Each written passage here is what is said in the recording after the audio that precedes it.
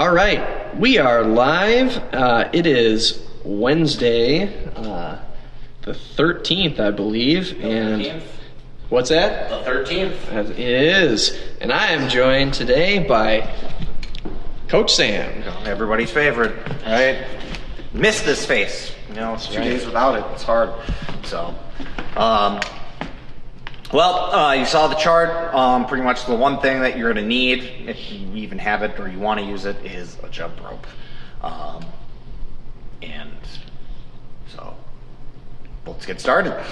All right, so we'll jump some rope, get ourselves warmed up.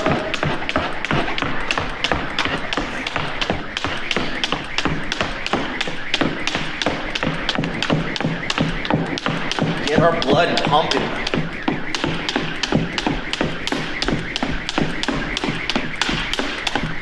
What if you're too pumped? You up. Who knows that reference?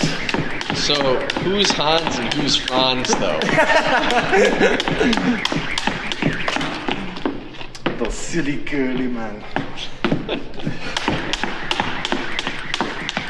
Ah, yes. Classic for sure. Classic for sure, yeah. One of Steve Martin's best. Wait, he wasn't part of it. He did a couple guest spots, I suppose. It was, who did Hans and Franz? Is it Dana Carvey? Dana Carvey, Dan Aykroyd? I don't know. That's a boy. If you know, If you know, please comment. get in the chat. Yeah. Hans and Franz from Saturday Night Live. Don't look it up, though. We'll know. Yeah. All right, so. Someone dropped out of the stream, so they're looking it up. Oh, So- they're looking it up. Oh, it's cheating. Cheating. All right, I'll do some jumping jacks.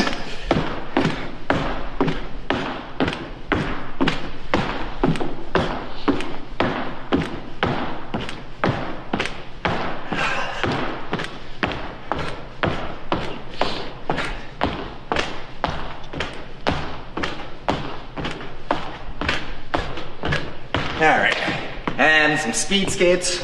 So again, yeah, just jump to the side.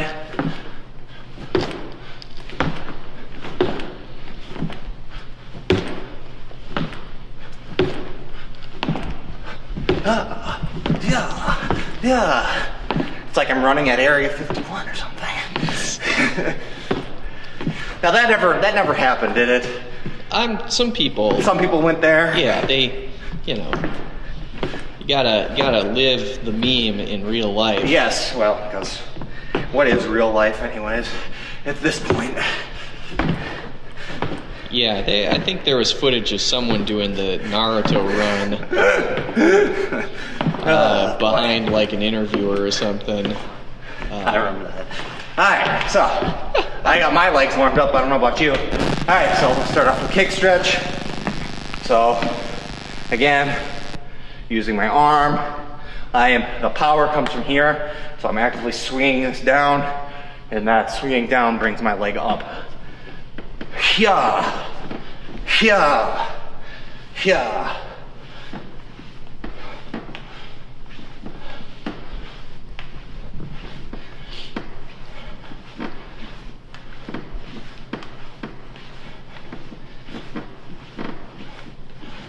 Whoa. Alright, now we'll go to the other side, same thing. And my hand up high. And kick, kick, kick.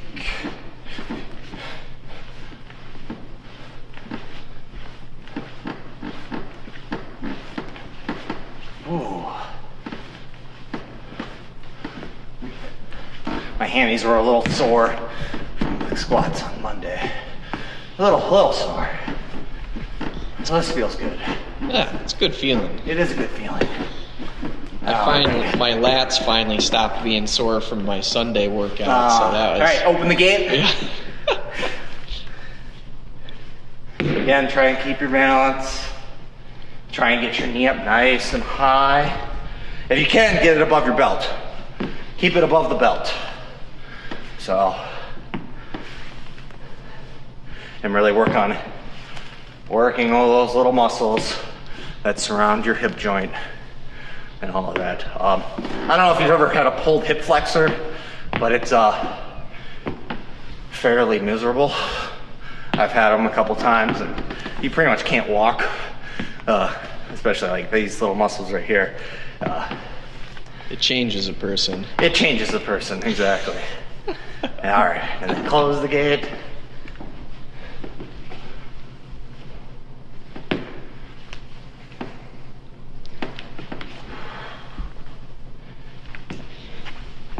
Again, try and get your knee up high. I always imagine myself like walking through like a swamp. I'm doing close the gate. Like, oh, ugh. Who has their poker shack out here? This is ridiculous. So, all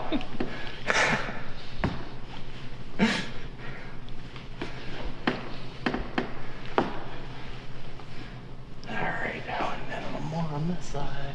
And we'll do one more on this side. All right, and then we'll get into lunge position. I'll kick out, land, all right? And I'm really trying to work on keeping my knee pointing in that direction and then getting the front of my hips right here, normal fencing lunge. My hips, front of my hips are facing off of that at an angle, and I'm gonna try and rotate it so that my hips are facing right towards the camera. And I'm still trying to keep this knee pointed over there.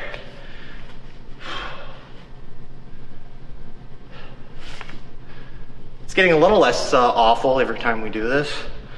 So, and also the other thing too with this is a lot of people are going to be here, and then they get their hips sideways, and you see what happened to my posterior is it pivots out, and all of a sudden you can see that my chest is kind of overhanging space, right? And I'm not keeping my chest or my torso above my hips. So yeah, if you're kind of doing this, it also doesn't stretch quite as well. I know there's limits to people's flexibility, but try and keep yourself as straight as your spine as possible. Don't let things kind of kick out on either side. All right, and then we'll pivot. Get here and relax your calf of the back leg. I'll switch to the side profile. All right, so just like that. And you also notice, I keep pointing this out, but I'll keep pointing it out. My feet aren't that far apart. I'm not in this big, like, expansive posture or pose or whatever you want to call it. All right, it's pretty close. I'm working on stretching out this little muscle, and then, if I can, the calf. All right, we'll rotate. We'll go over here and try and pivot. Now this one I can't go nearly as far, right? This hip doesn't open up as much, so I'm not going to be able to get the hips to go perfectly sideways because I'm not flexible in my right leg like that as I am in my left leg. So got to make do, but nonetheless, I'm still trying to keep my chest over my hips.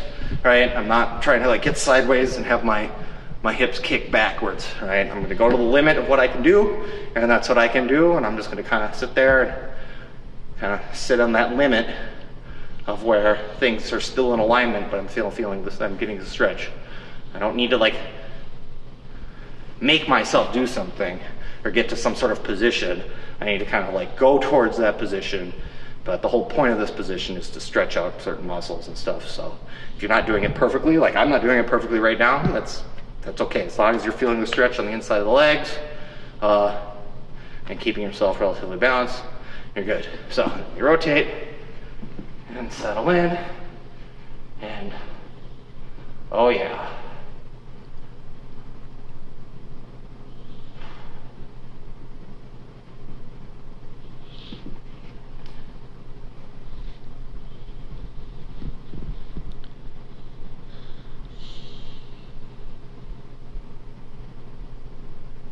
Alrighty. Okay. Let me check my notes here for a second. Lunge, standing bow, everybody's favorite, besides downward dog, of course.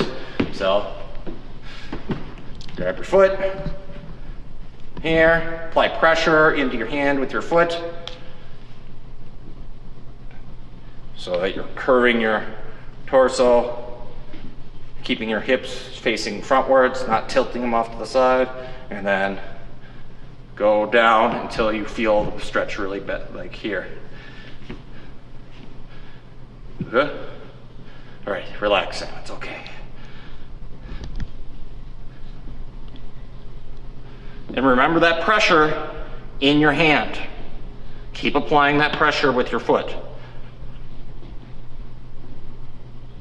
All right. Switch to the other side, same thing. Grab up, hold, apply pressure, and then bend over until you feel like the stretch is reaching your limit. And that's where you stop. Keeping my front of my hips facing frontwards as best I can.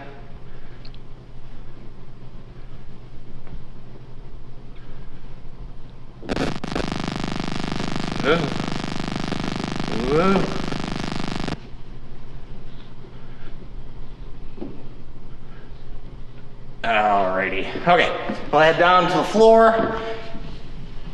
Oh! Downward dog. Hands underneath shoulders. So our arms are going straight down into the ground. Our knees are directly above our hips.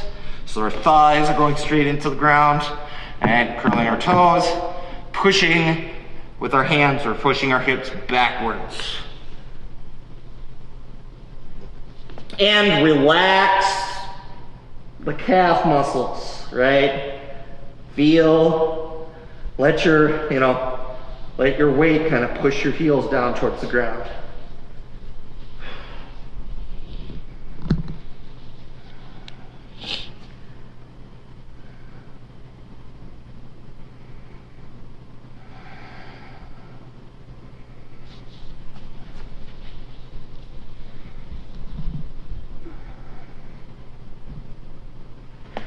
Keep slipping.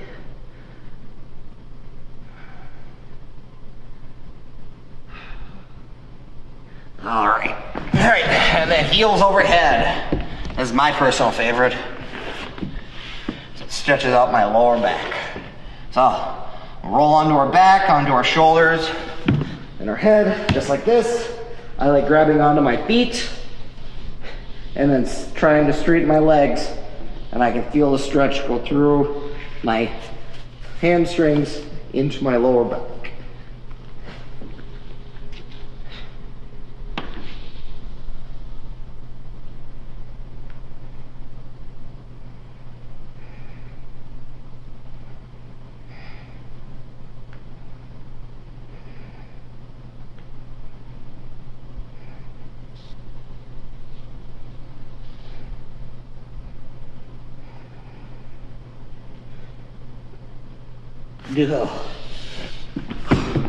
Got the shakes.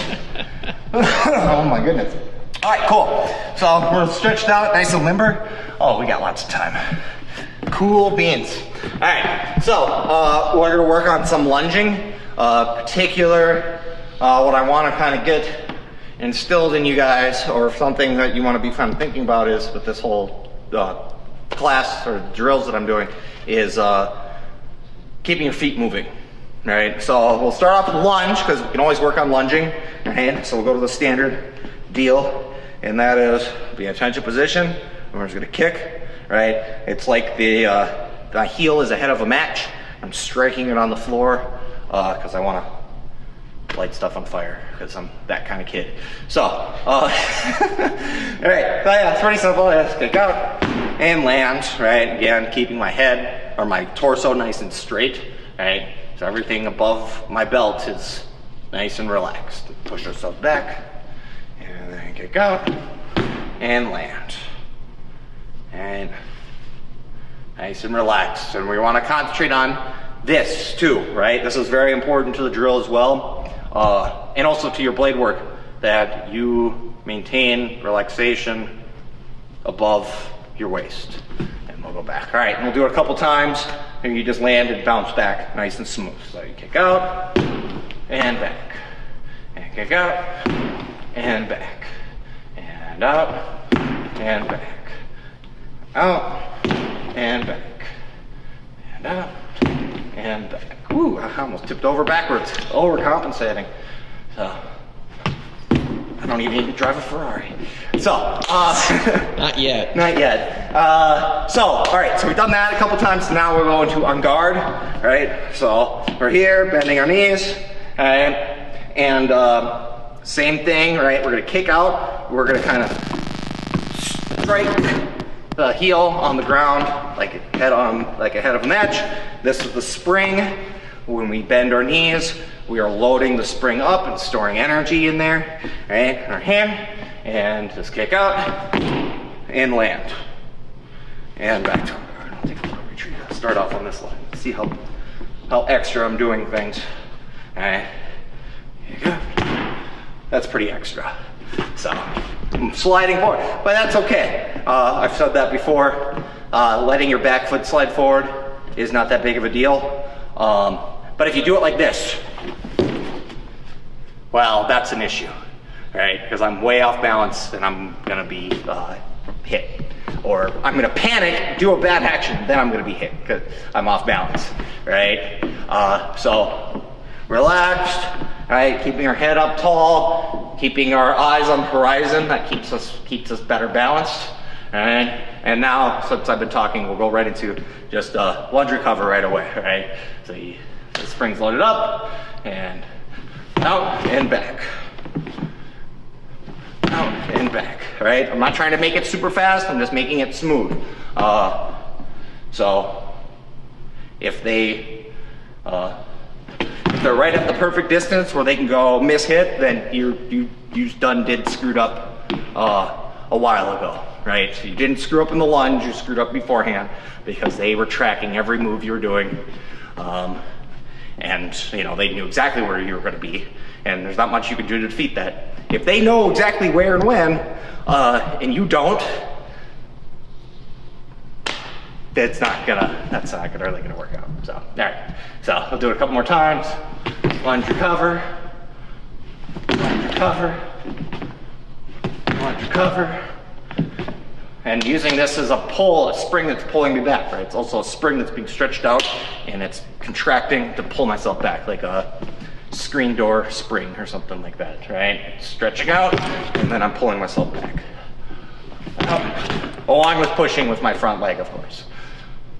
All right, cool. All right, so then we'll do a little bit of advanced lunge just to get in the mode of that.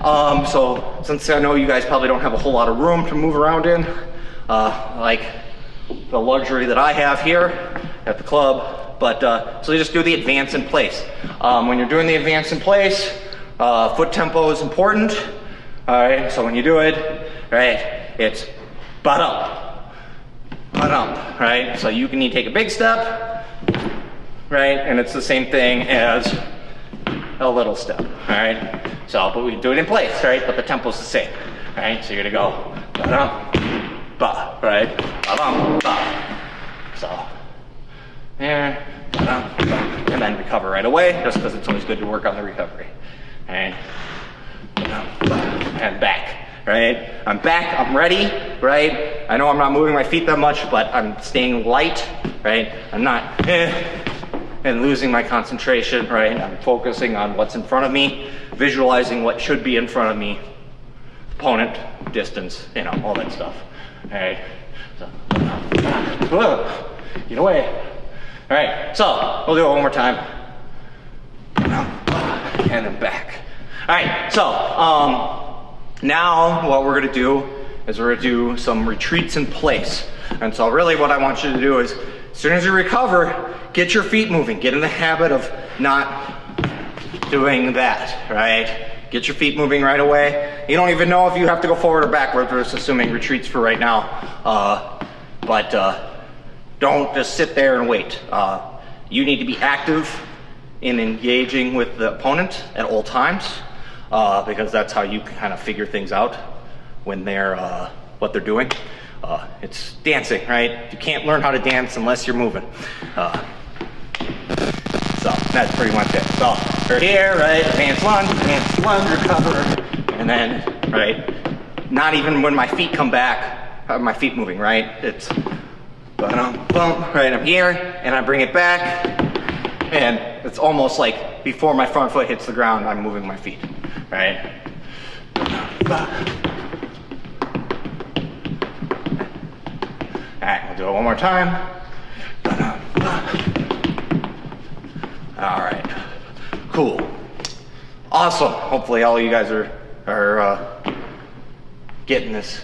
So, all right, so now what we're gonna do is, I guess, you know, also we'll do the retreat in place a couple more times. But what I want you to be doing is I want you to be thinking about what is it that you're seeing? What is it that you need to be looking for, right? Are they staying way over there? So do you need to be in this frantic thing to keep the distance open? No, right? Are they rushing at you? Where's their blade when they're coming in, right? Are they coming in with a low blade to cut underneath your wrist? Are they have a high line, right? I mean, so you're watching and you can visualize all this stuff, because how many things happen in fencing? You know, it's a couple things.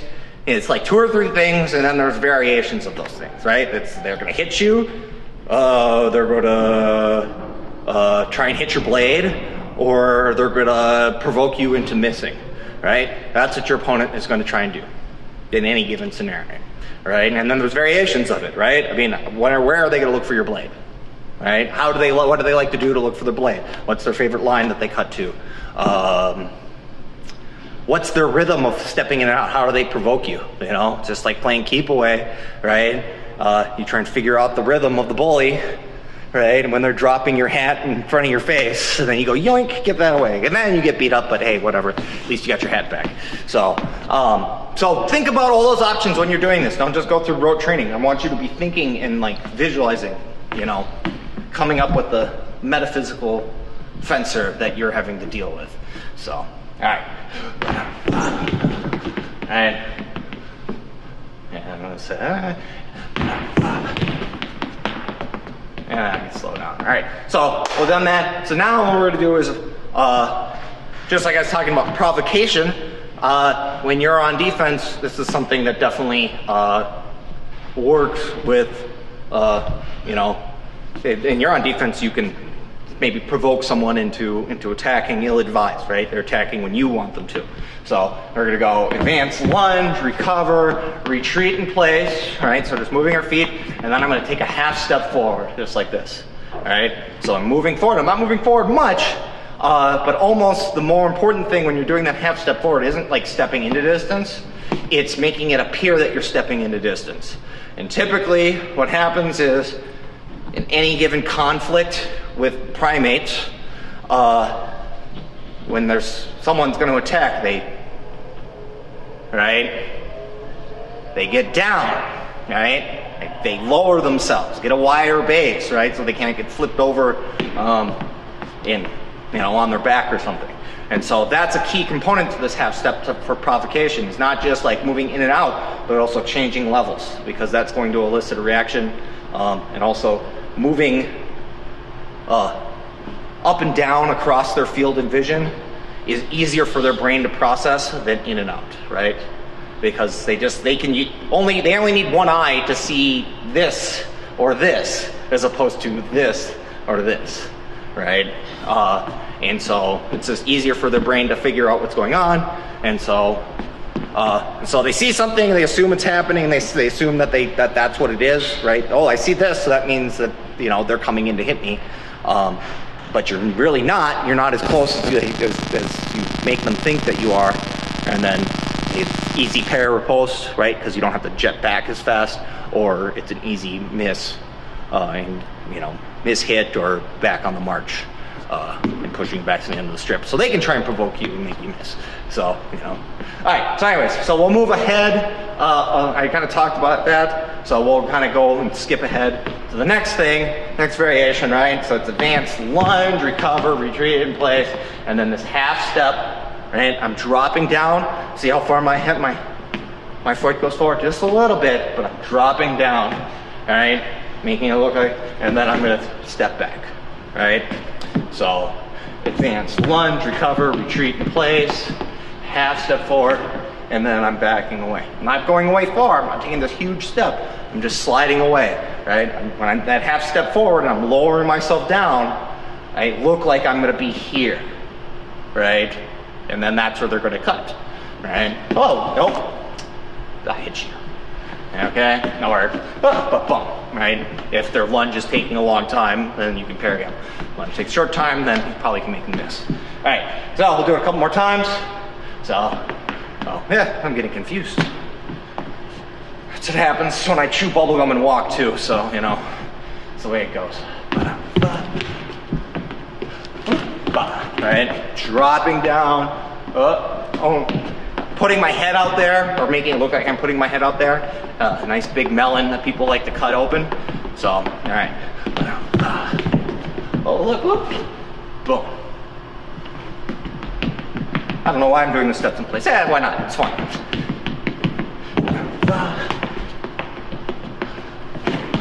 Boom. All right, and we'll do it one more time just for fun. So, oh yeah, we got lots of time. Cover, moving your feet right away, as soon as you're bringing your foot back, right? It's not sitting still and then moving your feet. Half step and then step back, all right? And then the hip.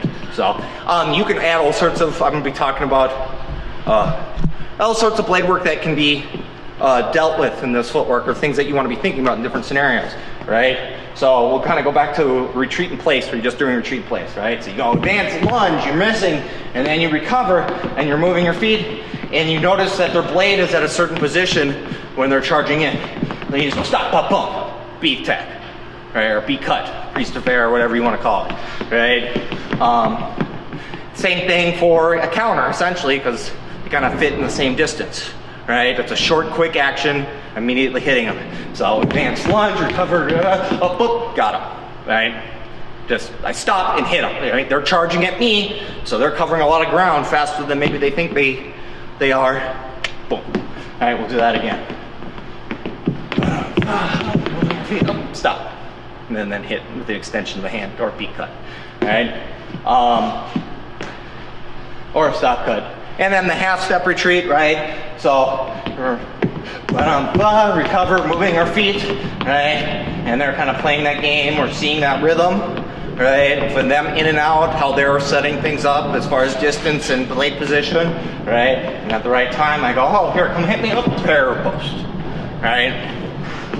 Or you could even do a stop cut there, right? Because they're thinking that they have to cover some ground to come and hit you, especially if you've been cagey and kind of avoiding distance, right? But then they see an opportunity to close the distance, they're going to capitalize on it. Maybe they take too big of a step, and you can just stop cut, right? Right as they're coming in. So, advance lunge, recover, oh, gotcha. All right, and then step away. All right, so we'll do that last one just a little bit, just as far as footwork, more concentrate on, but those ideas, right? Like, why are you manipulating the distance? Why are you keeping away from them? Why are you getting close to them? What does that set up, right? And again, it's not that, you know, just like I said, your opponent, you know, three things. They're gonna hit you, take your blade, or provoke you into missing, and you're trying to do the same thing to them, right? And so, how do you get those things to happen, right? You know, if you want them to try and hit you, well, you gotta give them something that is tempting for them to go after, right? And then, you know, if you can get them to charge at you, then, you know, there's the time for the counter, right? Because you're getting them to have to think that they got to cover all this ground real fast in order to get you. But, you know, oh, okay, got you right there. And the same thing like parry or post, right? You're getting them to think, you know, kind of provoking them maybe, and getting them to think that they gotta like come in, especially if you've made a miss, or they feel like they gotta take an extra long action, and that gives you more time for the parry or post. So here, come hit me. Oh, I'm gonna step back, parry or post. So moving our feet, step up. All right, cool. 7 o'clock on the nose. So we're doing very good. That good. So we're gonna do our Tabatas. So what we're gonna do for the Tabatas is pretty simple.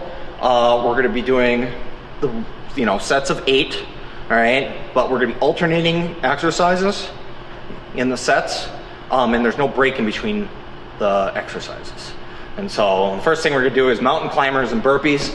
And so you're gonna do 25 seconds of mountain climbers and then 25 seconds of burpees, right? And you're gonna alternate between them. So you're gonna do 4 mountain climbers, 4 burpees, and then you get a minute break. And then the next Tabata set is push-ups and downward dog.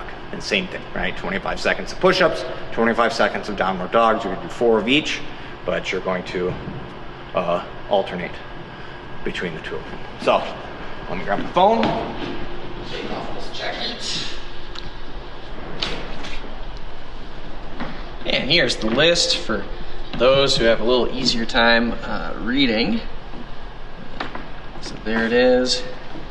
Tabatas of each of those first 2 things, and then some mermaids. That's some mermaids. 30 mermaids on each side. It'll be fun. All right, so we got about 10 seconds to align ourselves to do this awful thing. So, awful in the best possible way. Now,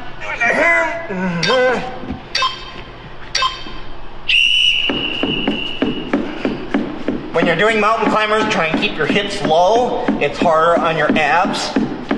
If you raise your hips up, then it becomes easier on your abdominals. So, keep it low, just like this.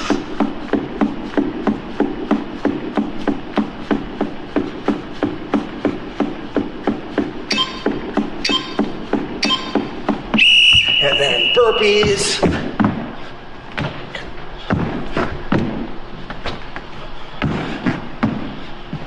Oh, this is gonna be terrible.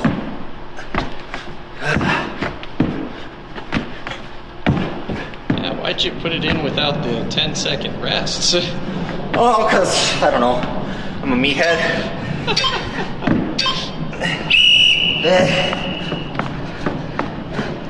Best kind of meathead.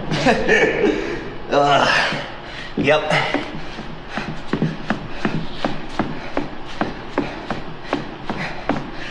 I should have done 20. Why did I do 25? What's wrong with me?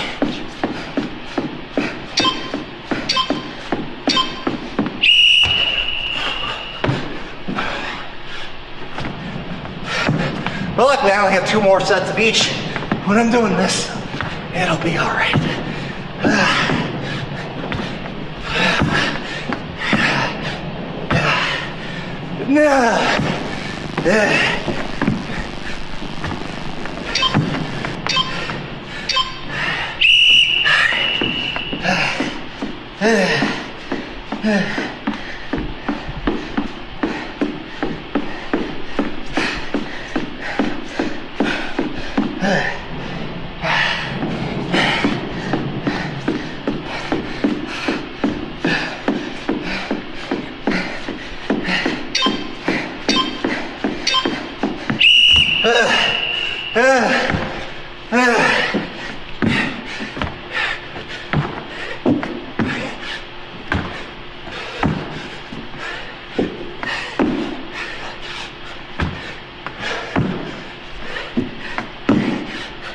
Just keep your body moving. Whatever you do, just don't stop.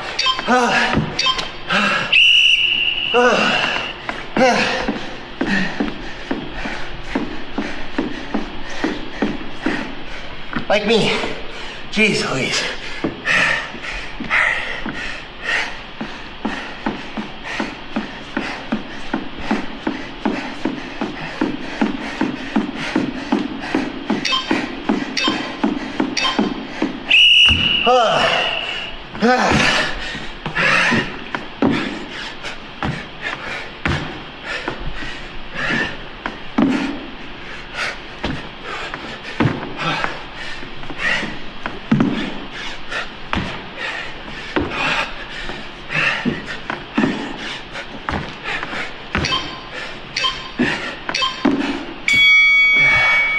All right, minute break.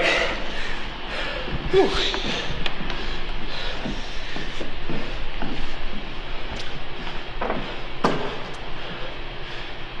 All right, so we got push-ups and downward dog coming up next in about 40 seconds.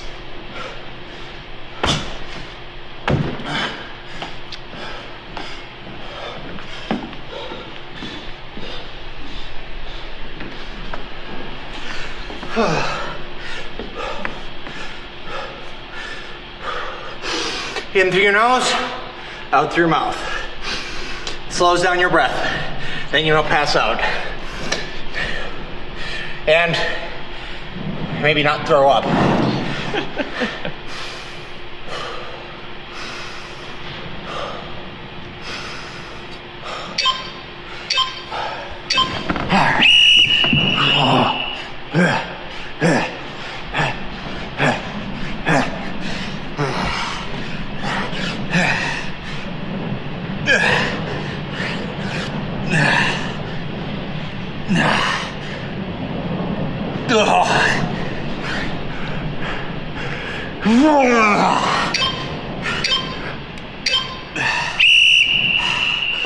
Then down, dog.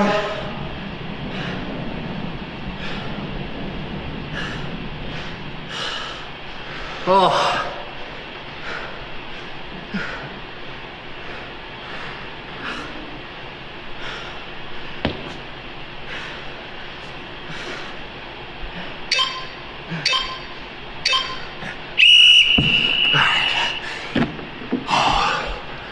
I already know.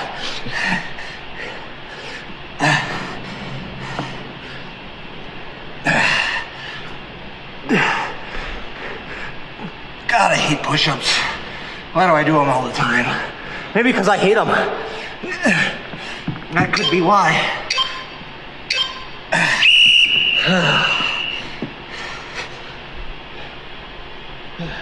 It's an acquired taste, I guess. Yeah. Oh, my arms are shot. Oh.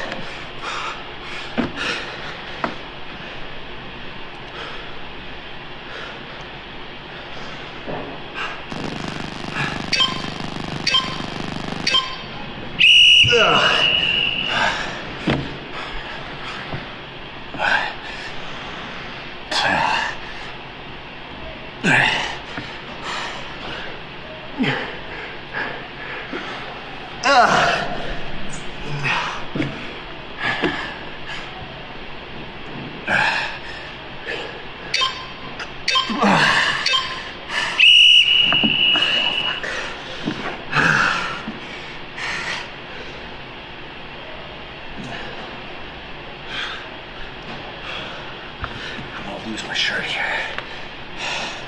It'd be a scandal. Like, wow.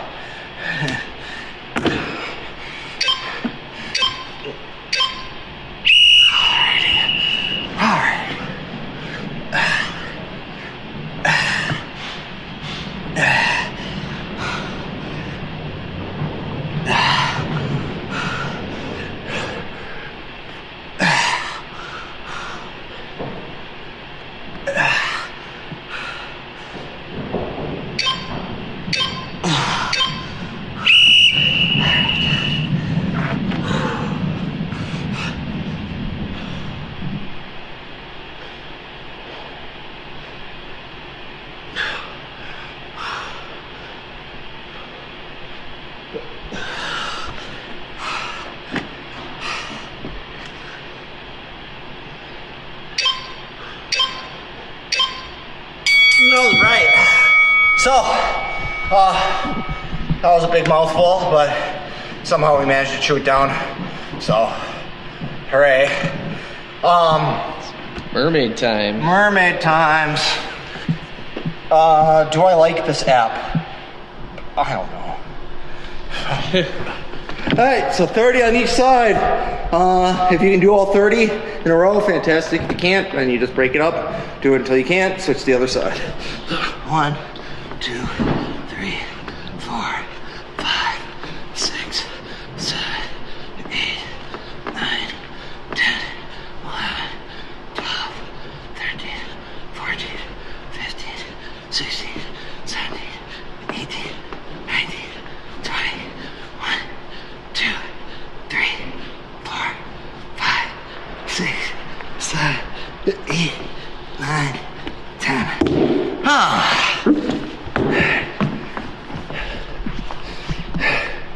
1, 2, 3, 4, 5, 6, 7, 8, 9, 10, 11, 12, 13, 14, 15, 16, 17, 18, 19, 20, 1, 2, 3, 4, 5, 6, 7, 8, 9, 10.